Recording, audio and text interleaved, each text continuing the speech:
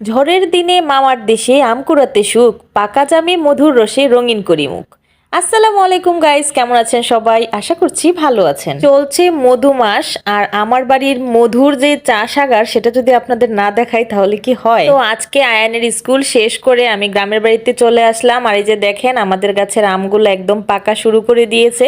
সবগুলো একদম গাছ পাকা হয় নাই, বাট পাকা শুরু করে দিয়েছে। আর এগুলা বাসায় যদি পেরেও রাখি তাহলেও পেকে যাবে, কিন্তু আমরা আসলে গাছ থেকে একদম পাকা আমগুলো খেতে অনেক বেশি পছন্দ করি। আর ওই পাকা আমটা খেতে কিন্তু অনেক বেশি মজা লাগে। এই তো আয়ান আর আমি হচ্ছে হাতের নাগালে যে আমগুলা পাওয়া যায় সেগুলা হচ্ছে পেরে নিচ্ছিলাম। আর উপরেও অনেক আম ছিল, সেগুলা হচ্ছে কাউকে গাছে তুলে পারতে হবে অথবা লাঠির সাহায্যে পারতে হবে আর কি। তো হাত দিয়ে পারলেই বেশি ভালো, তাহলে হচ্ছে আর নষ্ট হয়ে যাওয়ার সম্ভাবনা থাকে না আর কি। তো এই তো দেখেন আমগুলো এত সুন্দর করে পেকেছে যে আমি ডালে নাড়া দেওয়ার সাথে সাথেই পড়ে গিয়েছে একটা আম। এটা একদম গাছেই পেকেছে, আর এটা হচ্ছে